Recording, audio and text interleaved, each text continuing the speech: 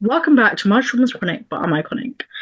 Step into the world of transformative fashion with Julia Deney, the transformative founder and CEO of Sense-ational You. Julia is redefining personal well-being through innovative, sensory-focused products that not only enhance comfort but also celebrate individuality. As we peel back the layers of conventional design, we invite you to explore clothing that goes beyond style, discover garments crafted for dignity, comfort, and self expression, designs that address sensory sensitivities and make bold statements of inclusivity. Immerse yourself in a movement that's reshaping the very essence of fashion, celebrating every texture, sound, and sight. Whether you're a trendsetter on the outlet for groundbreaking styles or a caregiver seeking clothing that honors unique needs, this is your gateway to a world where each garment is a testament to possibilities. Here, fashion isn't just about what you wear, it's about how you feel wearing it.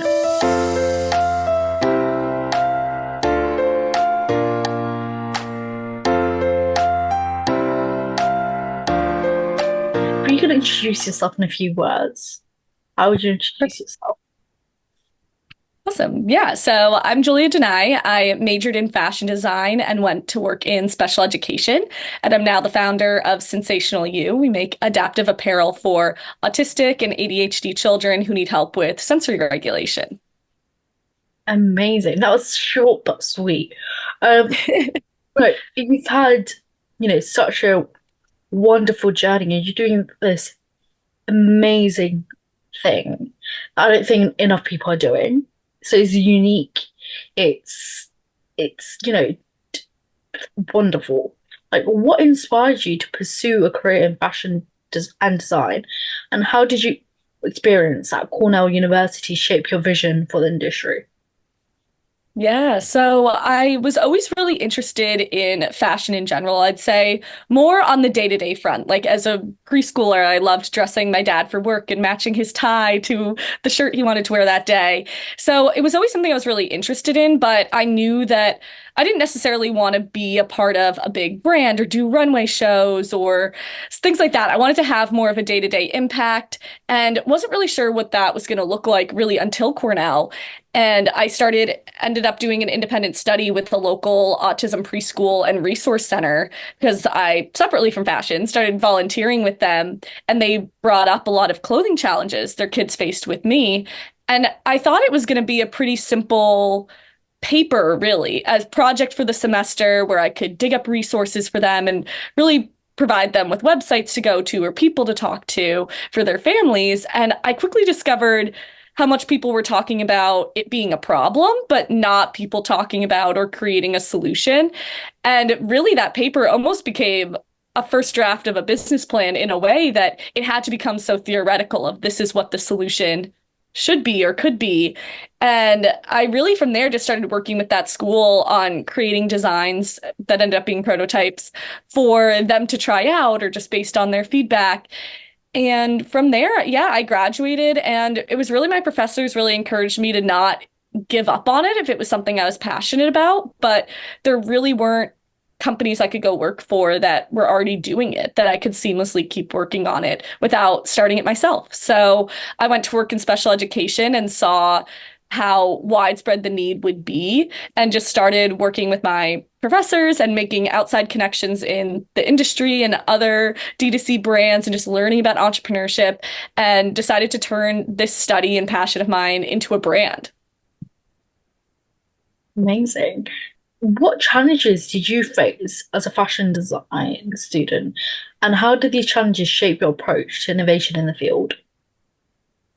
Yeah. I think what was hard is, especially being at Cornell, we're up in Ithaca. So we're not in New York City where there's all these fabric stores and people to talk to. So I think, especially for these more innovative designs and more adaptive features, we didn't necessarily have the materials up there. And really, I think even no matter where you are, it's harder for people to know exactly why you need them or what it's for. So being on as like a single person and not a big manufacturer sourcing some of these things, like even the magnets for magnetic closures, they're just harder to find. So trying to make the designs as true as possible and be a finished design, but be like, oh, but if it were manufactured, it would have a better magnet in it, or it would have this. So I think what was hard was just being a single person and not really having the materials or really supplies and even some machinery to make the designs exactly what I was thinking,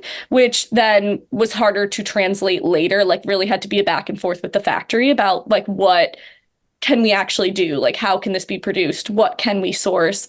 So I think that was challenging, but I think what I'm really grateful for being a student when I started it is just having the support of professors and anyone's really willing to talk to you because it's a student project. And I was really able to do a lot of research with people in the industry and play around with a lot of stuff without really any big consequences as I would as like a business owner.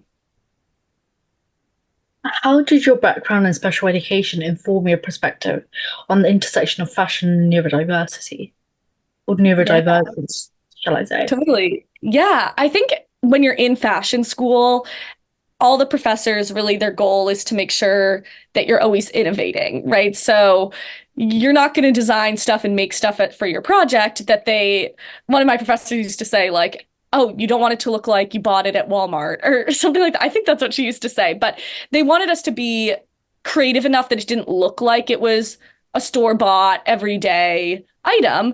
And in that way, your portfolio then stands out and it shows your voice and your creativity.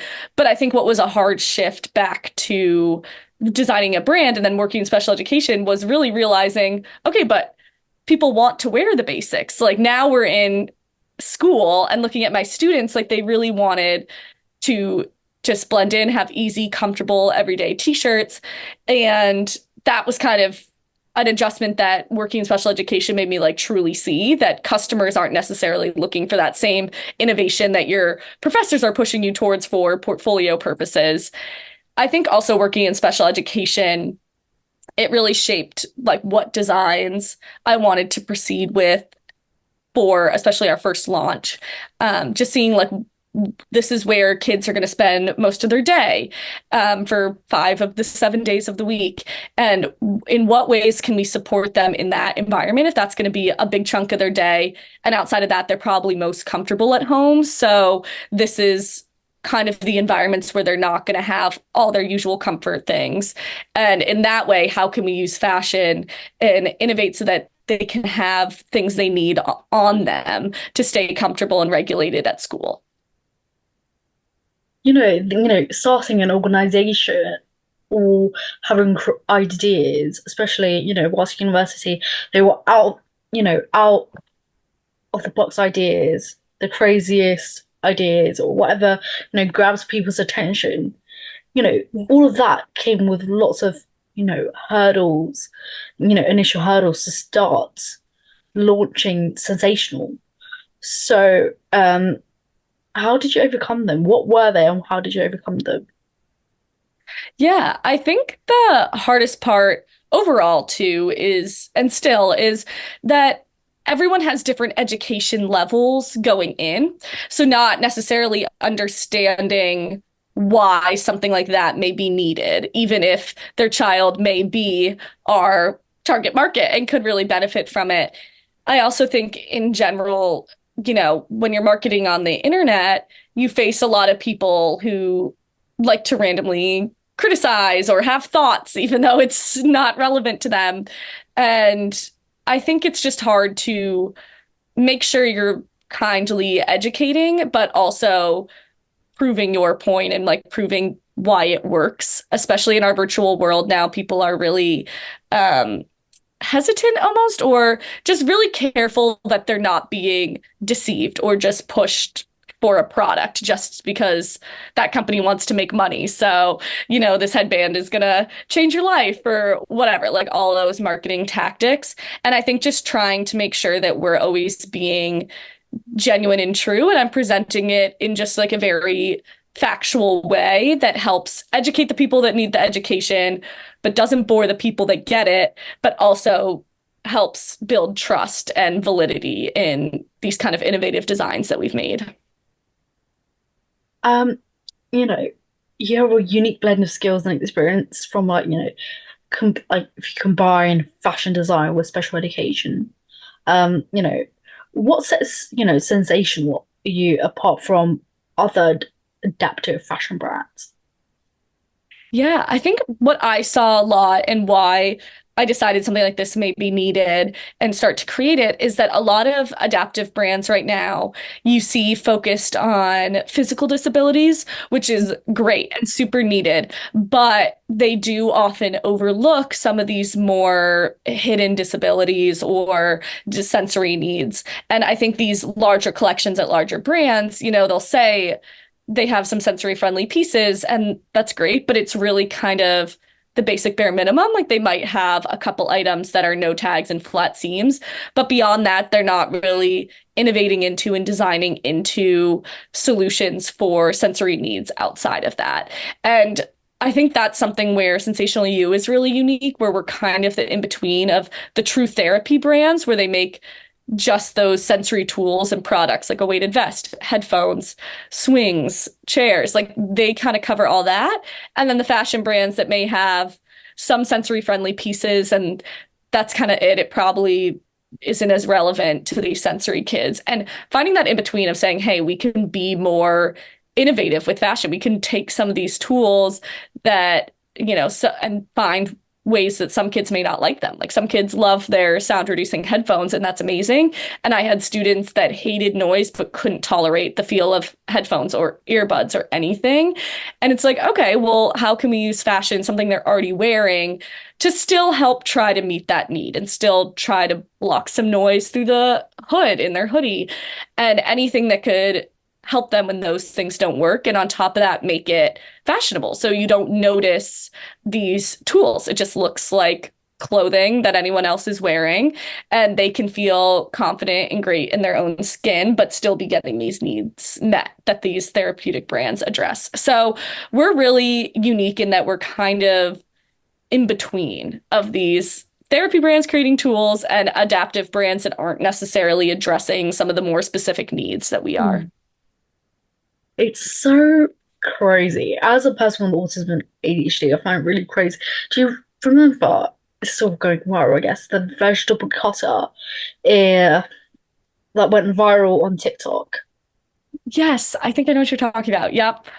And it's usually it is was primarily designed for those with physical disabilities or those with like um poorer fine or gross motor skills. Yep. Yeah. And it's become such a trend, that anybody uses them. It's quick, it's easy, and stuff like that. Right. And I feel like, and people forget, like, there's a lot of people with physical disabilities. There's a lot of people with neurodivergence. There's a lot of people with so many difficulties. And because it doesn't cater for them specifically, they don't care or that much. But as soon as Hmm. they're like, okay, this is quick, this is time productive, this is, I mean, time efficient, this is productive. They're so interested.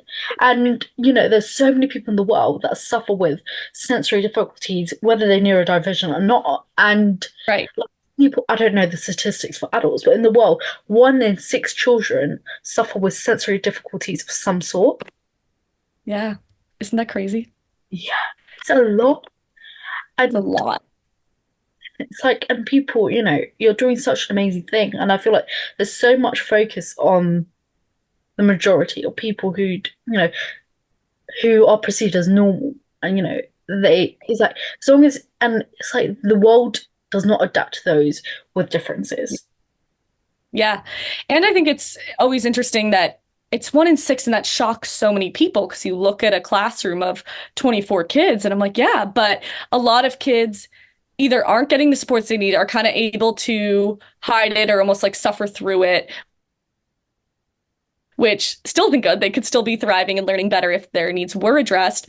Or outside of that, like you just never know. And you never know like what could help people. But also so many times it's catered to or like chalked up to a behavioral issue because they notice these behavioral outbursts or reactions or they're disruptive in class and they don't quite make the connection that that's probably the 1 in 6 kids and it's probably a sensory trigger and like reaction to the environment that he's in and not having the support. So, yeah, I think the 1 in 6 always shocks people. And I think shocked me initially until you start actually working in classrooms. And now I can pinpoint a little better, like neurodivergent or not, even babysitting in a family. And I'll have a friend be like, oh, thanks for covering for me. The oldest boy's like a little rowdy, like be careful, whatever. And then I walk in, I'm like, oh, you're just dysregulated. I'm like, let's do some activities. And then they're good to go. So I think there's that whole educational side too, that also, yeah, you don't have to be neurodivergent to have sensory needs and be one of these 6 children.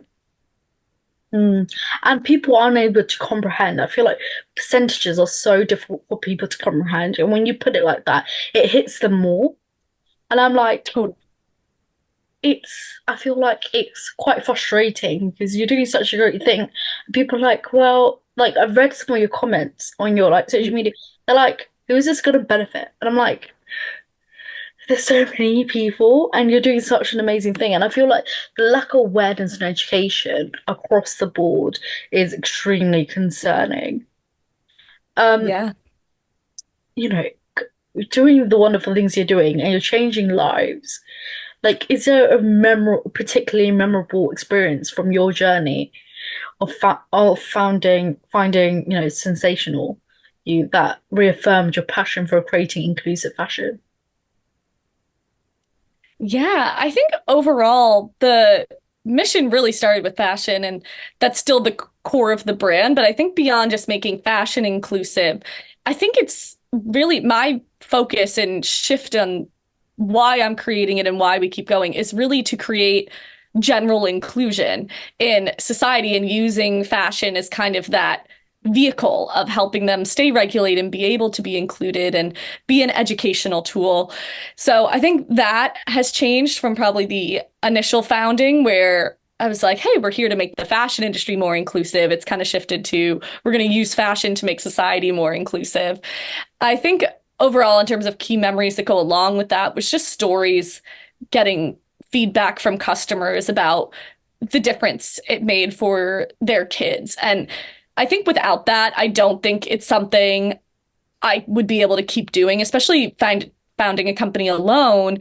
It's really challenging and you hit a lot of roadblocks. And I think without this mission and this motivation of why I'm doing it, I don't think I'd be an entrepreneur. I don't think I would push through all the hard times. And so getting those stories back from customers are just about, kids being able to eat in the cafeteria with their peers for the first time because it's usually so loud they can't eat in there.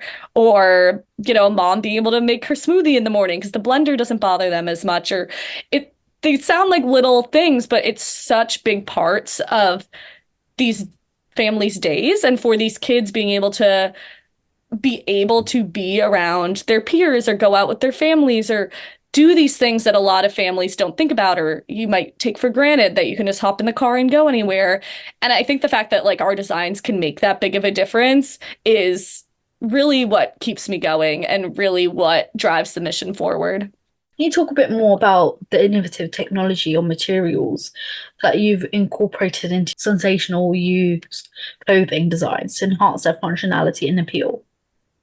Yeah, so some of the adaptive features we've used, you'll see in other adaptive brands, and sometimes it's just reusing materials in a different way. So some things like our magnetic closures are made so that children can independently dress and undress themselves really easily. They also double as a great fidget, which was kind of an awesome add and a bonus for the magnets.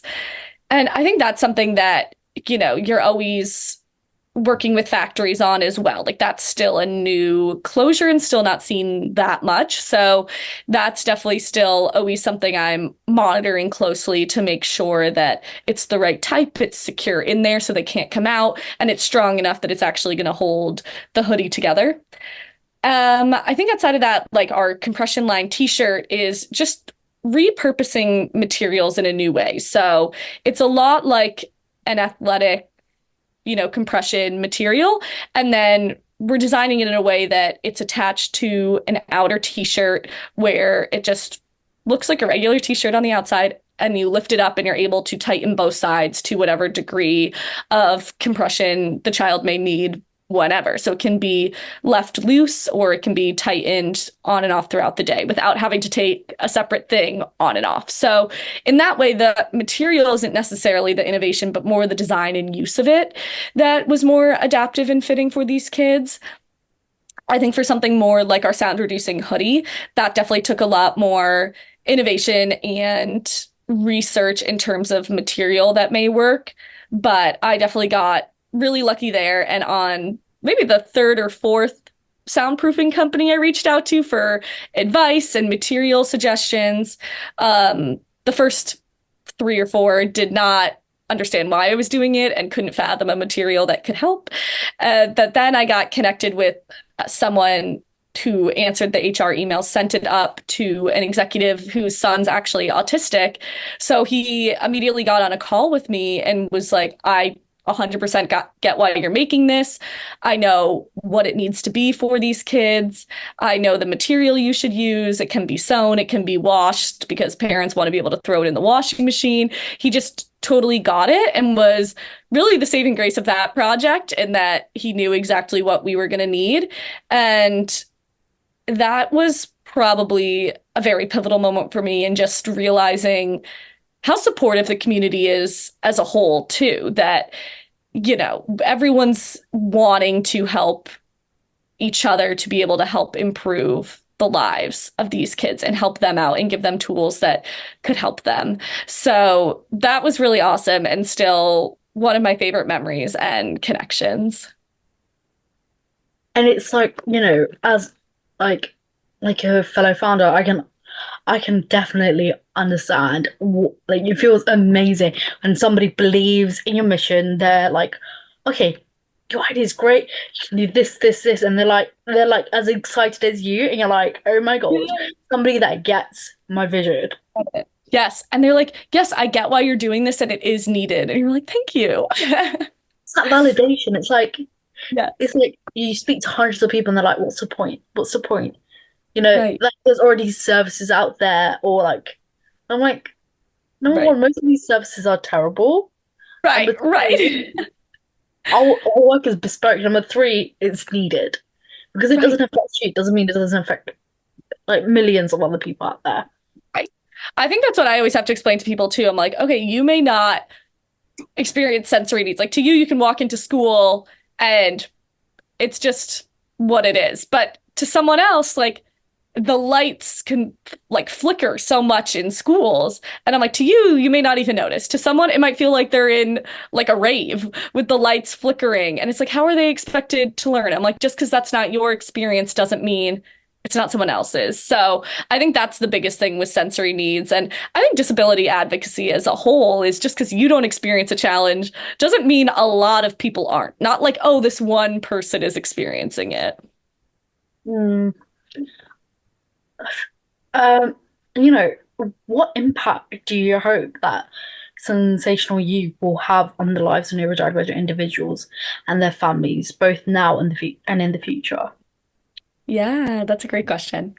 I think especially looking at the family side, just families having the confidence to be able to go out and do more things as a family and include their neurodivergent children. I think what I hear a lot is that it can be so hard and they don't know how to support them through it. And so they end up not being able to do a lot of things like eat out at restaurants as a family, or, they end up having to abandon the grocery cart halfway through the grocery store because the store is just too dysregulating. And I think I just hope that one, the clothing can act as and our brand can act as a great educational tool on educating why that might be happening and looking into supports and conversations to start with their therapists and teachers, but also that our clothes can provide that regulation that you can get through the grocery store, or you can go out and find a restaurant that works for you and your family and have more of that time out together outside of the home. And I think on the individual level too, I think just being able to be included and participate in more things in general, be able to play at recess or be in general education classes if that's the goal and helpful for them, but just be around their peers more, be in the cafeteria, go to the birthday parties and some of these places that just are so overwhelming and so challenging. And I saw it with so many of my students, even just trying to go to the holiday assembly where it's just chaotic and out of routine and there's a lot going on and not necessarily having the tools that can help them stay and be a part of that and having to leave. That is the part that I want to be able to change through our clothing, where they can stay and have the support they need just by what they have on them. So they have that control too over their environment and experience. Um, for those who don't know, how would you define sensory processing needs and what distinguishes them from other types of sensory experiences? Yeah. I think really usually how I end up describing sensory processing differences to people end up just being examples. Because I think it is hard to fully grasp if you don't experience it. And I think it is because you're totally taking in the world differently. We all have sensory experiences. We all move through our days in a very sensory way, but if you're moving around it in a very typical way, you don't notice a lot of things. Like we mentioned, the lights flickering from fluorescent lights could feel like those strobe lights, or kids talking. It could be as overwhelming as when you get a headache after a rock concert or something like that, but it's in a context that you yourself don't feel like it's loud. And I think that's what's different, where it becomes something that can't be ignored or overcome. They're not, say, the tag in their shirt, they're not just being difficult that they won't wear the clothing. Oh, I've had shirts that have tags that are a little annoying and it's fine, you can ignore it. When you have a sensory processing difference, you really can't, because it could feel like it's cutting into your skin. It's not just a little bit annoying of a tag that's uncomfortable. So I think understanding that it's a sensory experience that you can't ignore or just overcome or get used to. Can you elaborate on the various ways sensory processing needs manifest in neurodivergent individuals and how do these experiences differ person to person?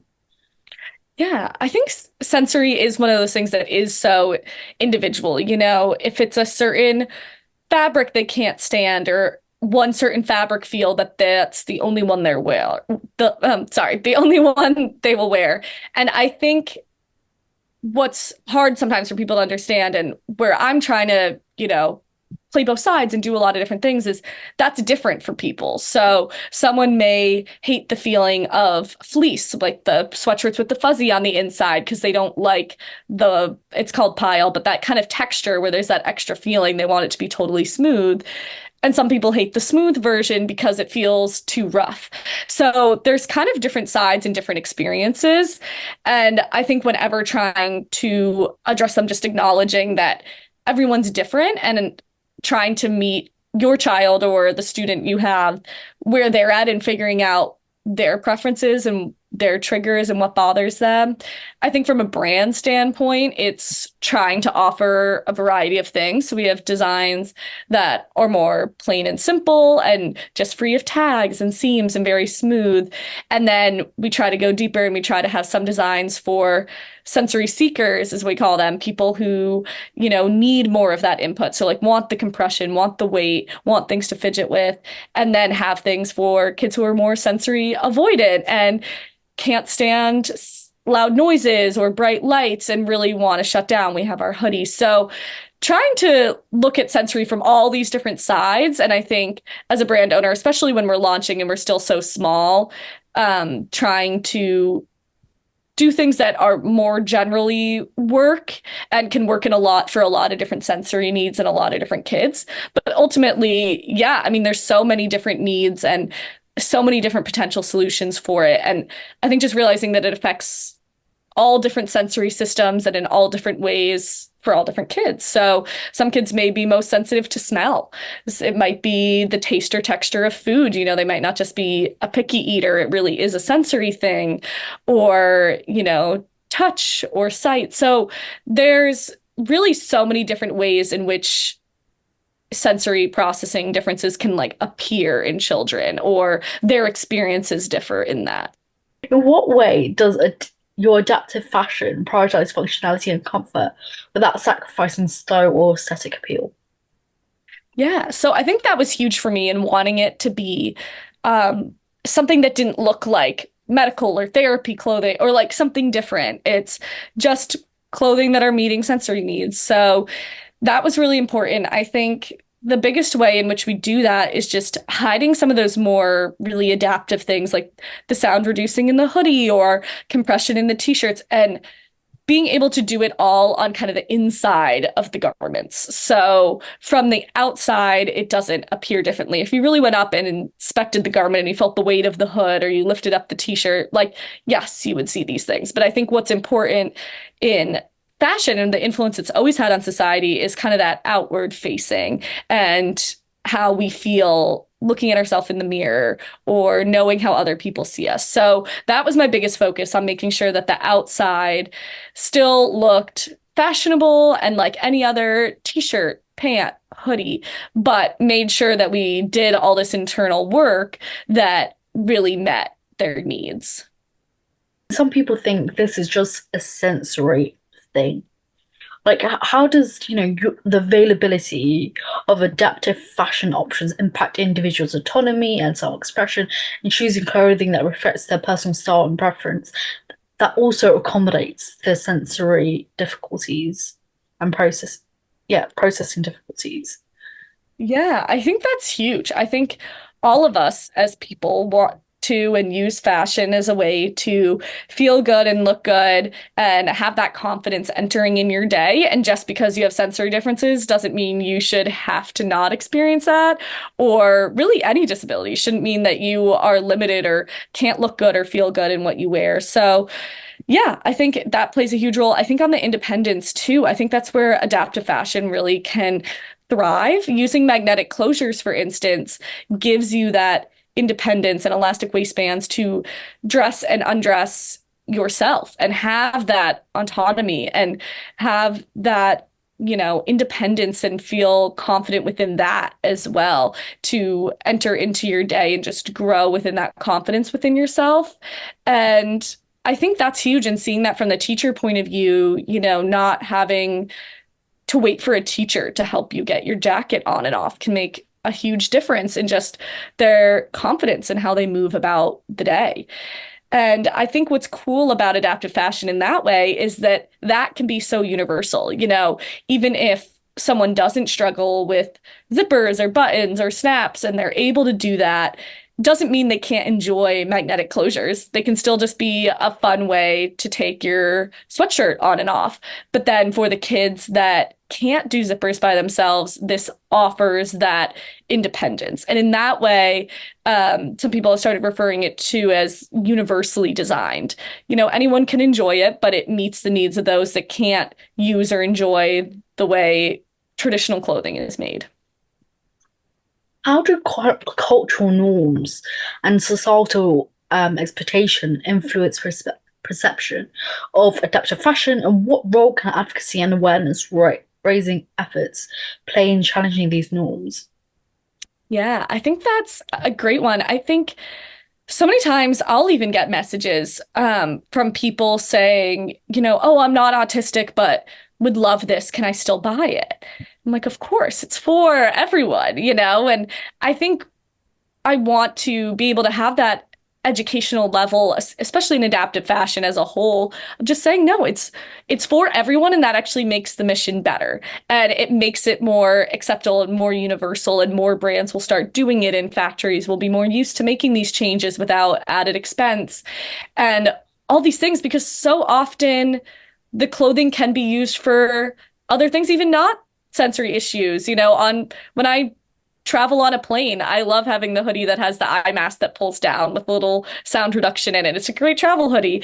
And that doesn't mean you need sensory processing disorder to enjoy it. So I think education on adaptive fashion as a whole is just understanding that it's not othering. It's meant to be for everyone to enjoy and mean that everyone can experience fashion and also have their needs met across the board, across all changes in adaptive fashion, all the brands. If you find something in an adaptive collection, but you don't have a disability, that's okay. You can still wear it and enjoy it. And that's kind of the point.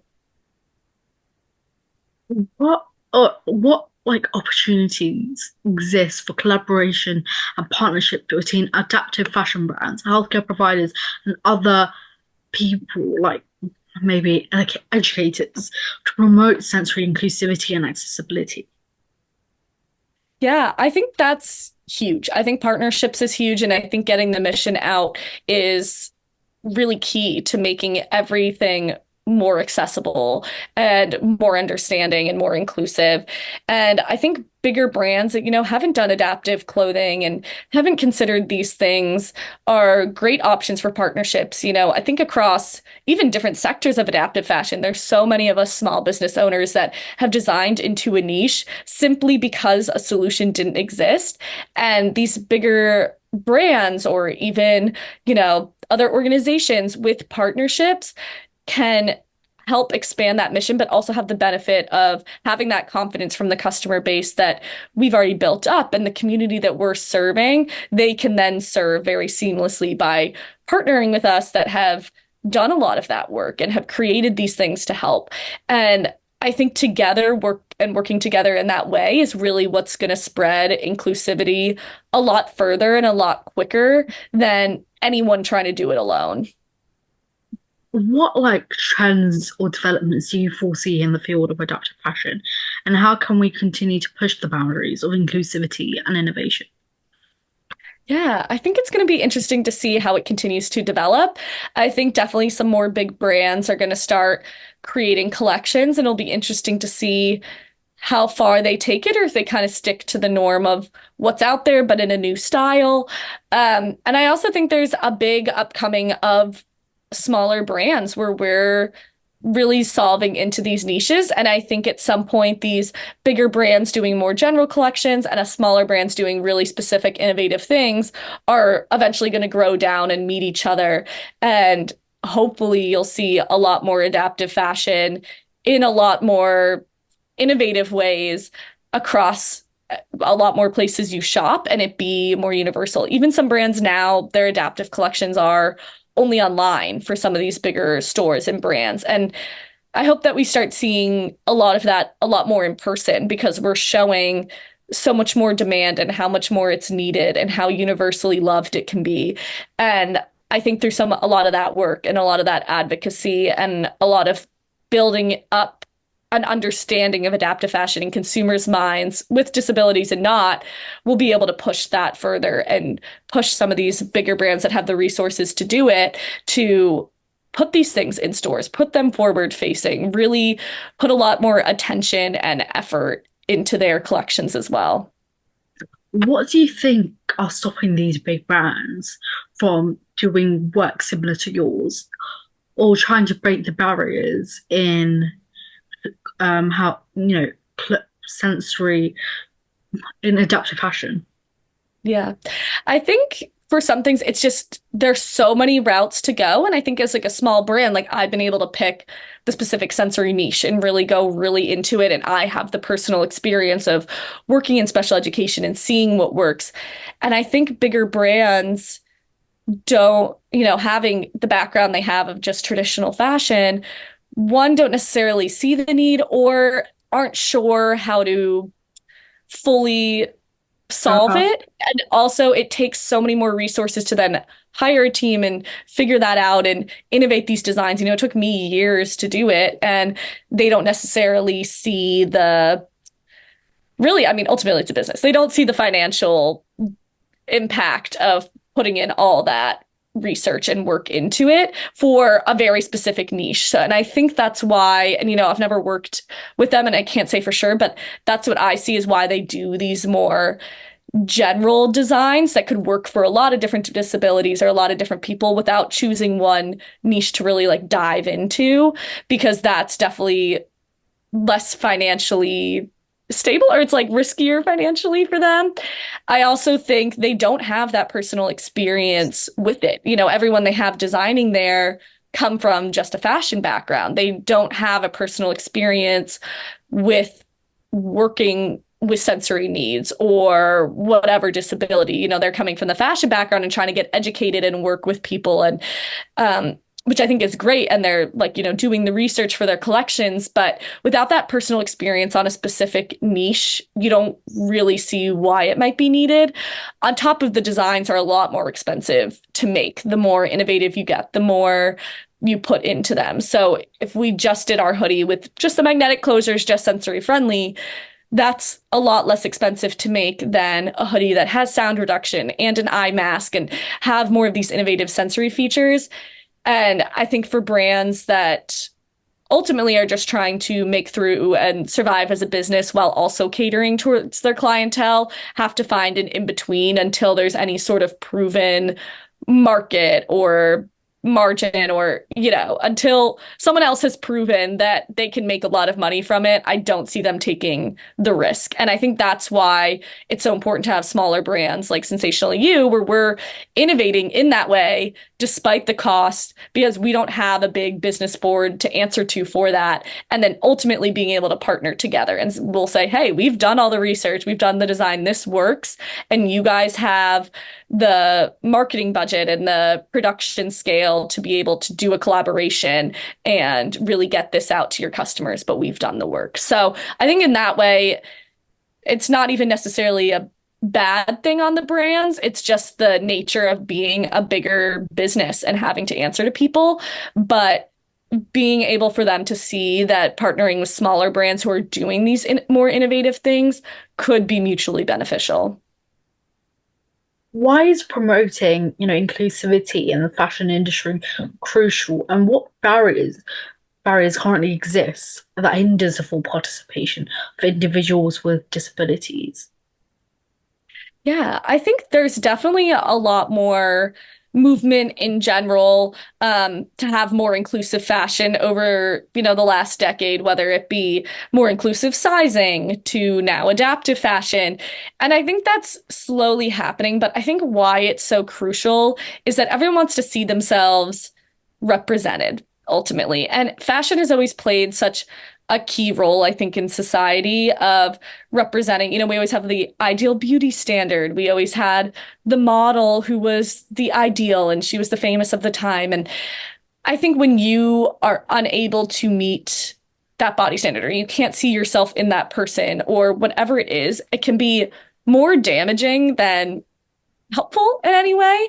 But I think fashion has always had that big of an influence on how we treat each other and how we see the world and how we present ourselves and the confidence we have in ourselves. Like, it's influenced society in all those ways forever. And I think the more that we can have more inclusive models and clothing specifically that fits those models, the more that society as a whole will start to become more inclusive, because they'll start seeing that representation in a way that they're really used to.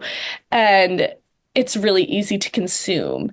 So I think it can have such a positive impact.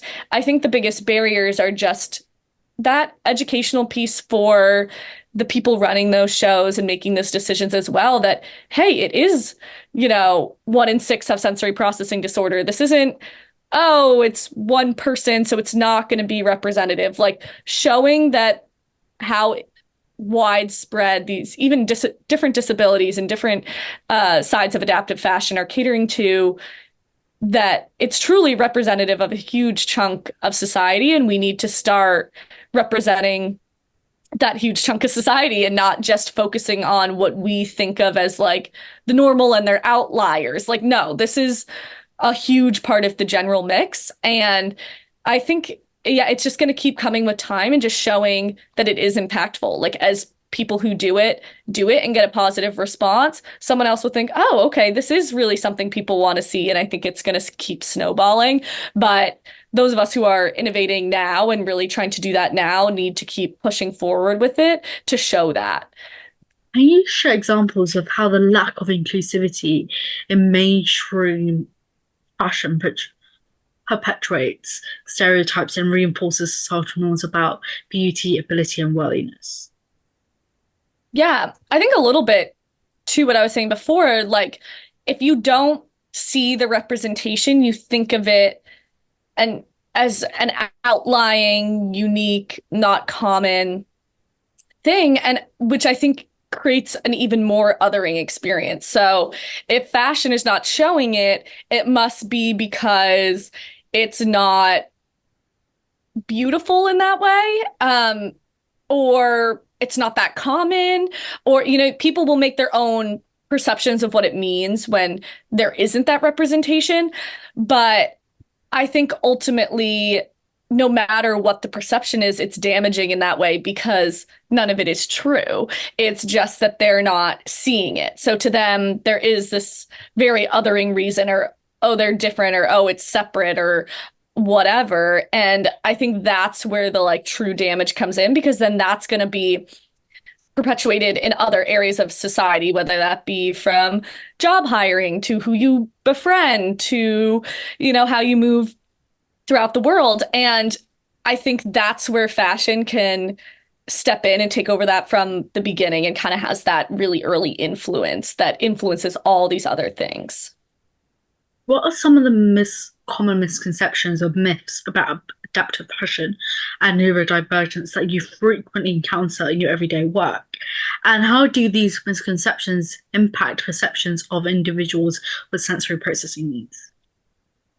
Yeah, so let's see. So I think adaptive fashion as a whole is often misperceived as othering, in that they'll think it's only for someone with the disability that it's designed for, which is not the case. It was designed to be inclusive of people that, have, in our case, sensory processing challenges. But as I said, anyone can wear it and enjoy it. So I think that's one perception that I think still needs some work, and we try to fight against. I think in terms of neurodivergence, there's still a lot of misconception that with sensory processing disorder, or anything that we're talking about that our designs help with in that way, people think it's something they should just get over. Or we'll get social media comments that, oh, it's going to make people soft, or they're going to think the world has to cater to them. And you're like, listen, they know the world doesn't cater to them, right? Like, it's very obvious our world is not built for them, which is a bad thing. And so I think comments like that proves that there's still so much education to be done, Yeah. because it's just so ignorant, and it's so hard to not respond with back in a negative way, or just delete. You're like, can we educate you? Or you're not even open to it. And Exactly. I think that's hard, but shows that there is still so much misconception about sensory needs and neurodivergence as a whole, that it's just behavioral, or, oh, they just need to toughen up, or, oh, whatever it is. And I think that perception is still what's so damaging. Yeah. And if they want to talk about behavioral, we can go back to their comments. It's like Right. I don't like 100%. I don't think I could be a social media manager for like you guys. Like if I was, I'd be like, well, the world has to cater to your fucking bullshit. That's Right, right. Like, well, I don't want to cater to your annoying comments. So, yeah. it. And I feel like I feel like the internet is such a vulnerable place, Oh, especially yeah. in mothers, who have children or young people or even adults, but they're Right. like, and they've discovered, they have sensory processing difficulties, and they're going through it, and they read these comments, and they're like, okay, my doctor said this, but lots of people Right. in the comments are saying this. Am I Right. reacting? Am I not raising my child properly? Or does my child need to take this weird vitamin shot Oh of, my God. Yeah, there are all these like supplements or diet or whatever. Yeah, like and I'm so like, much. yeah, take it. Your child will be fixed. And I'm like, it's not something you can fix. It's Right. and it's like, and I'm like, it's so disgusting how people talk about sensory difficulties or hidden disabilities and how they talk about invisible disabilities. Right. And it's like, and they're like, well, going back to the comment that you said that people make about like tags, yeah, they annoy me a bit. And I'm like, yeah, tags annoy me to the point where I had to cut them out. And every single part of it where it looks like there's no trace, or I might actually end up killing myself. And that's not me joking, that's me being absolutely serious. Yeah, and they don't get it because they don't experience it. So they're like, oh, oh, they're just being dramatic. I feel like that's what I get a lot. Like, oh, my kid was bothered by tags, but they were just being so dramatic. And you're like, that's Poor not the child. case. That's all I'm thinking. I'm like, poor child. Because there's some people that would just go and be like, no sensory difficulties. And and I'm like, it's a spectrum. Like, lots of conditions. It Oh, is yeah. a spectrum. And and it's when we say it's a spectrum, I mean a spectrum of people who do have it. It's like there's people who don't have it. Not everybody has a little bit of it either. Right. that you have it or not. It's like cancer. Either you have it or you don't have it. Oh, you don't? Yeah. It's like it's not like, oh my God, we're all a bit cancerous. And I'm like, Like, no. it's like people need to understand that everything they're saying is so damaging, especially, parents who have like first time children, not first, like not their first child, but their first child with like certain needs. Right. You're making them feel really, really shit. Oh, totally. And it's oftentimes like I mean, sometimes you feel like that is the purpose of their being bad or like whatever. But oftentimes it's just out of that lack of education. Like, I'm like, I know you're not trying to be a shitty parent. Like, you're not trying to be mean and you're not trying to hurt your kid and you're trying to be a good parent, but you are kind of listening to these voices and saying they're dramatic, or you're just not, you don't have the education to realize they're not being just dramatic or they have to get over it. And it's kind of gently finding a way to be like, hey, but that is damaging and that is mean to tell them to get over it or trying to make them work through it or whatever it is. And I think that's what's so hard is when there are people then out there telling them like, oh, don't cater too much or don't whatever. And it's messing with how they're raising their kid or what their instincts may be, which is sad.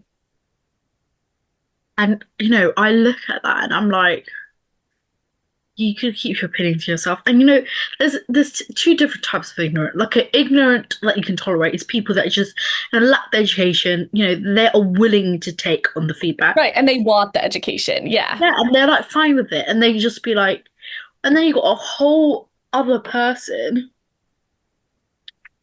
and they're like, yeah, like. No, I know what I'm saying. I know like doctors and experts and people who go through these difficulties talk about this, but I know everything and anything in the world. Yeah. I'm just like, Yeah. get a fucking grip. Seriously. Seriously. And the thing is, it's like it's I feel like this same, and this is when coming back to trauma. We didn't even start with trauma, but yeah, coming back, yeah, I feel like people who watch like us coming back to trauma. It's like this is how there's a type of trauma to do with sensory needs is sensory trauma. Yeah. And these sensory difficulties can become so unmanageable where it's now starting to affect their executive functioning even more. Yeah. It's making them suicidal. It's making them, develop obsessive compulsive disorders Yeah. because their needs weren't accommodated from the beginning. And people don't realize if you do not figure out, like, or try to figure out what's going on, Mhm.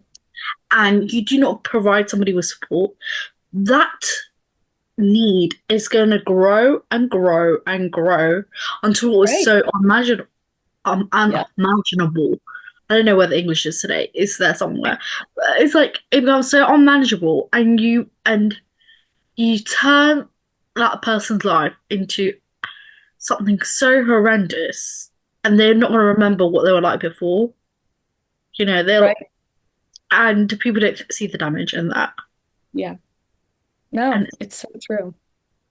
And just you see it even in young kids, like just the anxiety you start seeing that for new places or going back to somewhere that was super dysregulating or like where you go to say no, it might be this dysregulated place where they don't have support to work through it. And you could see it even when they're 3 and nonverbal. You can start seeing that anxiety of going to the new place because of the sensory experience that they might experience because they've been put in an environment without support before.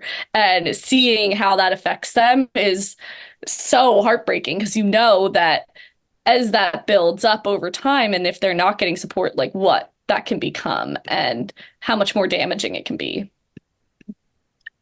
and then parents or primary caregivers wonder, why is my child not talking to me as an adult? Right. Yeah. Like, I wonder why. I Right. wonder why. Like, doesn't make sense. Like, in what way does the lack of representation of diverse bodies and abilities in the fashion in media contribute to feelings of exclusion and marginalization among individuals with sensory processing needs? Yeah, I think it's anytime you're not seeing yourself represented, you kind of are going to have that feeling that, something's not right with you or something's off, or, you're going to have negative feelings about yourself if you're not seeing your representation. And I think outside of that is then just how others are treating you because they're not used to seeing you in those needs. And I think it's so prevalent, like even, we use all like autistic models in all our content. And even when I was doing it in with my students from my old school, I had a director like, oh, like I'll help contact parents to see who would be okay with having their child model. They were like, oh, this student would be really good because they'll be able to stand there and pose. And I was like, no, let's use the kids that can't stand there and pose and genuinely like need these supports and show that representation. Like let them just run around and stim and have fun and I'll just capture it in whatever way works. And I think in that way too, it's still that mind shift, even with people in the mission of like, yes, let's use autistic models. It's like, right, let's use autistic models that can still be themselves and show that genuine experience and sensory experience wherever we're doing the shoot. And I think that's hard because you do have to have, obviously for some promotional stuff and just being a brand, like, you do have to have some photos where you just see the shirt front on. But what I came to realize is like, but I'd rather have to do that separately on a mannequin or you happen to get a good shot than be trying to force it or not being genuine and showing actual kids wearing this, because also those are the kids who are going to be purchasing it and wearing it. Like, might as well show them what it's going to really look like. Like, yeah, it does hold up when he sprints around the playground and the hood's still on, whatever it is. But I think that representation is so important because I also think for parents, as we said, who are wanting the education and are feeling lost and don't really know what's going on with their child, showing the representation, saying like, hey, this is great. This is who they are. And other kids are like that. And it's totally fine. And here are some things that can support them is a better way to go about it than trying to create an othering experience by not having neurodivergent representation. How does the language used to describe adaptive fashion and neurodivergence impact perception and attitudes towards these concepts? And what terminology do you believe is the most empowering and respectful? Yeah, I think a lot of terminology, especially in terms of neurodivergence, I defer to, what's the most empowering to neurodivergent individuals. So we say clothing for autistic children rather than children with autism, because that was feedback from autistic adults themselves saying that's what's most empowering and that's what they prefer. And so using language in terms of the community of what they prefer and what they say is empowering. And then in terms of adaptive fashion, playing around with it in terms of what gets that message across that we've been talking about the most effectively in terms of that it's for everyone. So I like to usually say inclusive fashion rather than always adaptive fashion to try to get the mindset across that it's inclusive. It's not just for neurodivergent individuals or just for a disability. It's for everyone, and that includes the neurodivergent community or the sensory needs. So yeah, inclusive fashion, I'd say, is the easiest way to go about it. That still causes some confusion. I think overall, we all need to get a little bit on the same page and work on it all as a community. And some people are saying, universally designed is where they want to go, which I would be totally fine with.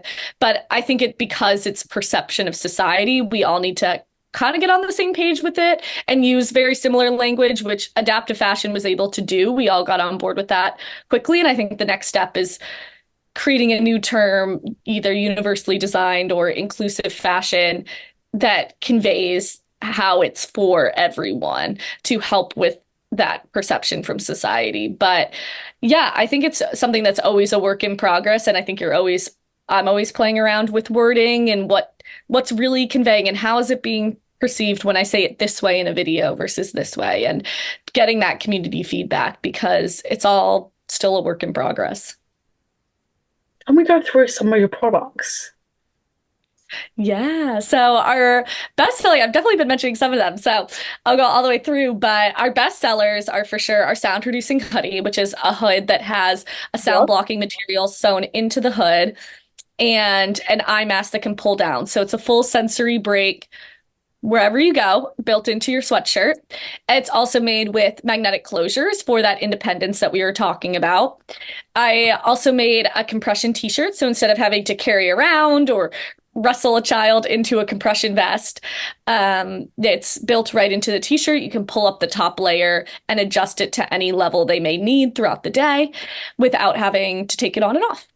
And we also have a pair of sensory-friendly joggers that are elastic waistbands, so you can pull them up independently.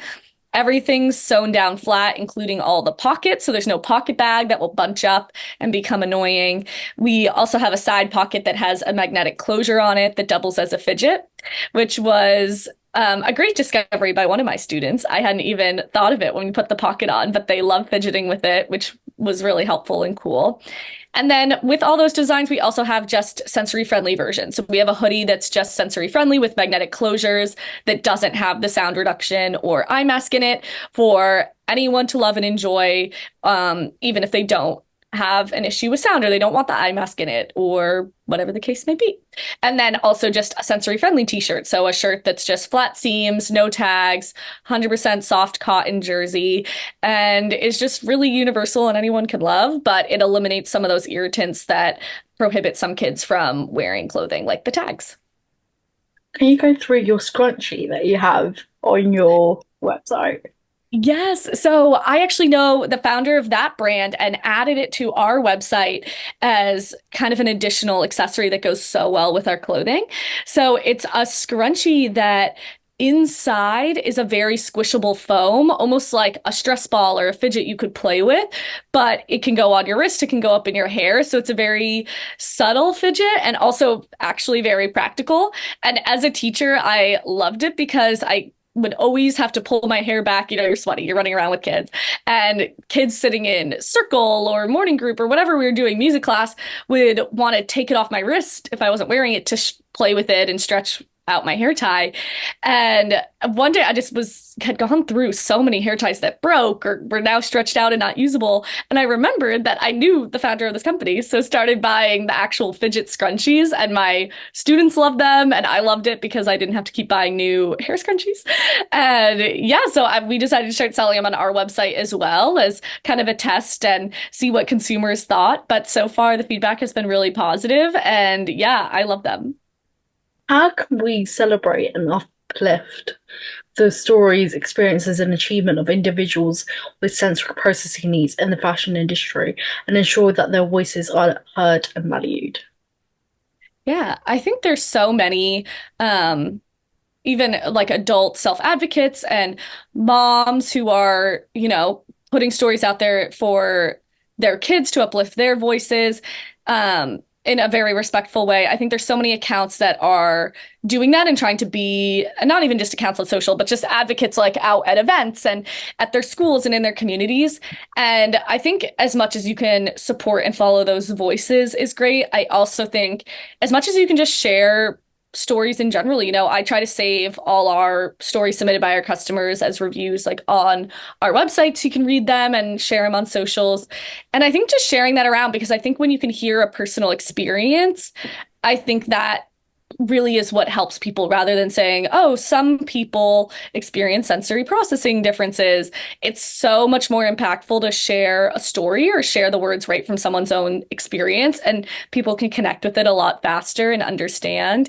And that's going to go a lot further in creating better inclusion and better uplifting of these voices by just sharing it, whether it be verbally submitting it to your local newspaper, whether it be following them on social to help build that account and their voice across the platform and just share their content. So there's so many different ways to do it, but just being there and just wanting to hear the experiences and help share when you can is going to make a big difference for sure. Finally, where do you hope to see the conversation around sensory inclusivity and adaptive fashion heading in the next 5 to 10 years? Yeah, I mean, I definitely hope to see a big shift. I think there's been a big shift in the last 10 years. There wasn't even adaptive fashion that long ago. So I think we're really making big strides. And I really hope to see it be a place where there can be a lot less educational effort that has to put in because so many more people already know. And I think the sooner that we can start doing that education, just doing it from young ages when they're kids, we're going to have adults that we don't have to educate anymore because they've grown up knowing it and experiencing it and seeing it and understanding. So I hope that in the next 10 to 15 years, that's true. You know, if we started educating kids now, when by the time they're 15, they're going to have grown up with it and it's going to be something that's a normal part of their vocabulary and their experience and not something that then at 30 we're going to have to explain when they have a child. They're going to have that better understanding. And I hope that's something we see and that brands continue to see value in adaptive fashion and continue to expand their collections and work with smaller brands. And eventually, you know, everywhere we'll just have fashion that works for everyone would be the ultimate goal. I think in 10 to 15 years, that may be a little ambitious, but I definitely hope it's a lot more widespread by then. Looking back on our conversation, what's the most important takeaway or message you want our audience to remember? Yeah, I think the biggest is probably just that inclusion starts in a lot of different ways, and little things that you may not notice or may not seem super important can have a big difference on that mission and in people's lives. And I think that's where fashion can really come in and start those conversations. And I think also just realizing that inclusion means for everyone. So fashion that has a specific purpose or tools that are made for a specific disability, like you mentioned, the vegetable chopper, that it really is for everyone. And you supporting a brand or a product that is for a specific disability is going to help that brand grow and is ultimately going to help people further and continues to make the world more inclusive and continues to have those conversations about how can we be more inclusive with these subtle changes. And I think that's really important. So as much as you can support products and businesses and missions and advocates that are working towards inclusion, the better off everyone's going to be. How do you hope this episode will impact and resonate with our listeners? Yeah, I hope everyone can really see that there are a lot of brands, even outside myself, that are working towards a more inclusive world in and outside of fashion, that truly believe in it and are doing it for the mission and for people we've connected with and not just some big brands looking, you know, to start a company or make a profit or whatever it is. It's really for this mission and to improve society and inclusion and acceptance. And I hope everyone can walk away feeling a little more inspired to also be more inclusive in their days and find ways in which they can help educate and support inclusion. Are there any upcoming projects, events, or resources you'd like to share with our audience? Yeah, we'll have some new products coming out and really refreshes of the current products we offer, but a lot are sold out and we took a lot of customer feedback to kind of update them. So definitely this fall, be on the lookout for some new styles, new colors. We're expanding some styles into adult sizes, so be on the lookout for that. So yeah, a lot of fun things coming and they'll all be on our website and social media, so you can follow either place to find our new stuff. Where can our audience find you or connect with you to stay up to date with your work? Yeah, so our website is sensoryclothes.com. And on socials, we're Sense-ational You across all of them. We're on TikTok, Instagram, Facebook, YouTube. So wherever you want to follow along. And the easiest way to stay up to date and get great educational resources and also just product updates would be to be signing up for our email newsletter, which you can do on our website. And we try to have fun content for you there. And yeah, you can always reach out to me. We have a contact form and my email's on the website. And I love talking to people and getting feedback and hearing their experiences. So always reach out. Amazing. Finally, what's one thing that you're grateful for today? I'm honestly grateful to be able to look back on the journey that got me to where I am today. This has been such a fun conversation. And sometimes you're just such in the day to day that you forget to look back and see how far you've come and what you're working towards. So I'm really grateful I got to do that today. Thank you so much for coming on to our podcast. It was an absolute delight to have you on. Thank you so Thank you so much. much for having me. As we draw to a close, I hope you found today's exploration of sensory processing needs and adaptive fashion as captivating and enlightening as I have.